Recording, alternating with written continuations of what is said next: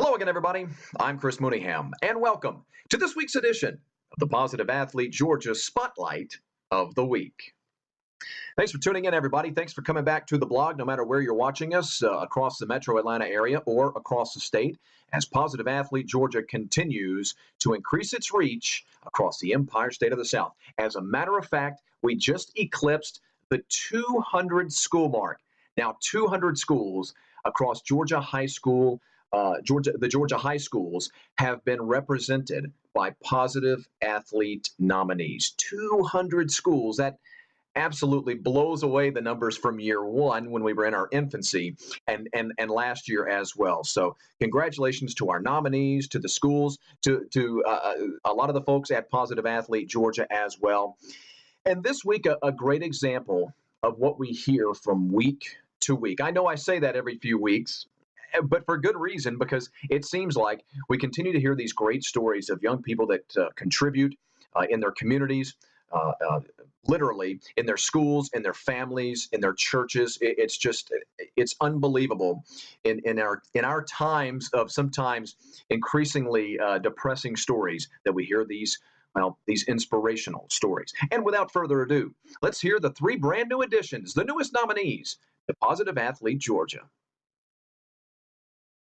We start with a senior cheerleader from Kell High School over in Cobb County. It's Miss Sydni Hicks.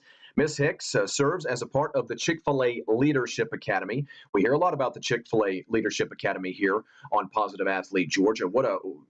We all know about the philanthropy that Chick-fil-A follows through in the community, and this is one of their greatest in getting involved with the youth of, America, and especially, of course, here in the state of Georgia.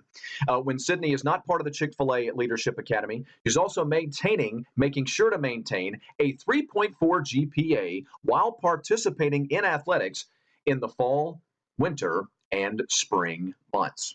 She's also a team leader and a student counselor at her church. Sydni Hicks, a senior cheerleader from Kell High School, one of our newest nominees this week.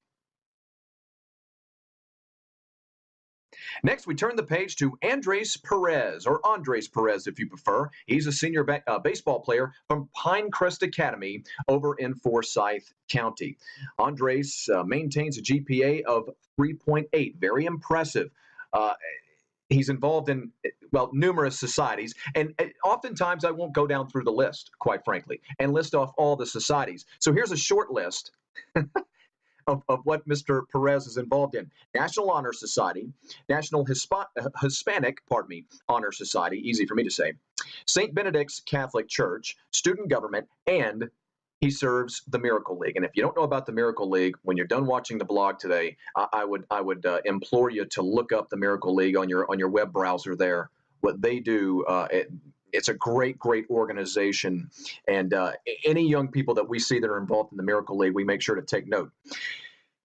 Mr. Perez's coach says, and I quote now, "Everyone on my baseball team looks up to him and turns to him in times of need during practice or games," end quote. What a great quote. Everyone on my baseball team looks up to him and turns to him in times of need during practice or games, end quote. That's what the head coach of the boys baseball team at Pinecrest Academy had to say about our newest nominee this week, the senior, Andres Perez.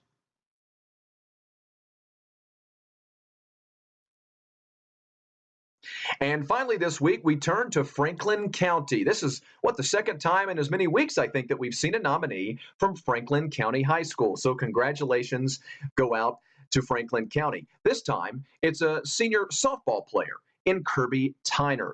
Miss Tyner has herself quite an illustrious little resume as well. For all 4 years, she's been a member of FCA and been a mentor there. She's a 4-year health occupation club member. In 2013-14, she was the hospitality chair, and in 2014-15, she was the vice president. Very impressive. And for 4 years, she's also been a Beta Club member. Beta Club for 4 years, HOSA for 4 years, FCA for 4 years. Holy smokes, that is a long list of dedication. From Kirby Tyner, a senior softball player from Franklin County High School.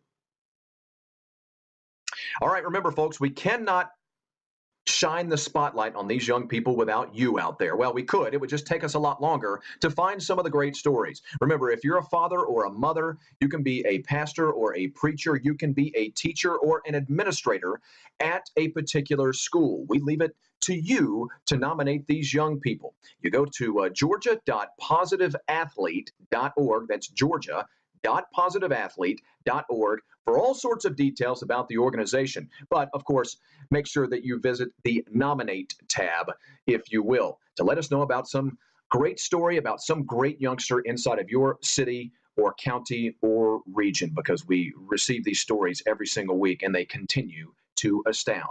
And remember, again, you can find out more about the organization at georgia.positiveathlete.org and find out how your business can sponsor one of these young people. Businesses from all across the state are offering up scholarship dollars, will be a part of our award ceremonies. We'll have regional and or county awards. We'll figure out all those details once we get all the nominations in. But what I do know for a fact is that come June, I believe, is when it's going to be. June of this year, we'll be down at the College Football Hall of Fame. That is our host for our Georgia Positive Athlete State Awards. And that, of course, is where the big scholarships are handed out for some of these young people. If you want to take any part in the process, make sure you visit georgia.positiveathlete.org for further details. Until next week, I'm Chris Mooneyham for the Positive Athlete Georgia Spotlight of the Week.